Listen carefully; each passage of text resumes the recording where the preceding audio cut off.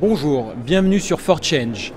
Nous sommes aujourd'hui en direct du sommet des entreprises de croissance et je suis en compagnie de Samuel Tual, vice-président du MEDEF. Bonjour Samuel. Bonjour. Vous venez d'ouvrir la 11e édition du sommet entreprises et croissance. Vous nous avez partagé vos réflexions sur la conjoncture, sur les transitions et sur la nécessité de soutenir la croissance de l'économie française. Pouvez-vous nous en dire un peu plus sur ces thématiques ? Eh bien écoutez, oui, je suis très honoré d'inaugurer, d'introduire ce nouveau sommet Entreprise et Croissance, une thématique qui est chère aux yeux du MEDEF. Vous allez évoquer le sujet de l'IA générative, de la réindustrialisation, du partage de la valeur. Enfin, ce sont des thématiques évidemment très intéressantes dans un contexte où, nous le savons, il y a un enjeu très important d'assurer cette transition environnementale à laquelle nous sommes confrontés pour respecter les accords de Paris. Et dans ce contexte, de notre point de vue, il est inimaginable de faire autre chose que d'assurer une croissance dans la durée pour financer ces transitions. Des transitions que nous avons estimées à peu près à 40 milliards d'euros par an pour mener à bien ces objectifs. Et donc, au MEDEF, nous avons une raison d'être qui est celle d'agir pour une croissance responsable.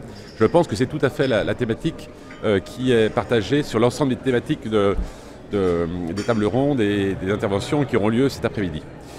Et puis le deuxième point que j'ai annoncé et introduit, c'est d'essayer de dire cette impérieuse nécessité de croissance est d'autant plus vraie qu'aujourd'hui, dans le contexte géopolitique international et puis de conjoncture économique, nous avons un risque de décrochage important vis-à-vis de la zone euro, vis-à-vis d'autres puissances. Je pense bien entendu aux États-Unis et à la Chine, qui investit beaucoup plus que nous sur son économie et sur son industrie et sur également les transitions. Et par ailleurs, dans la zone euro, la France est en retard en termes de croissance par rapport à nos voisins européens.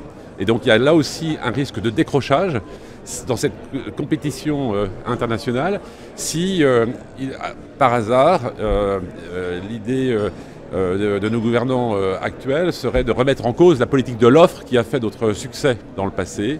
Je pense notamment aux 2 millions d'emplois que nous avons créés récemment, aux 800 000 apprentis alternants que nous avons réussi à générer grâce à cette politique de l'offre. Et donc, dans ce contexte international, il est très important de soutenir la croissance et de soutenir la politique de l'offre pour devenir plus compétitif et assurer l'ensemble de cette transition.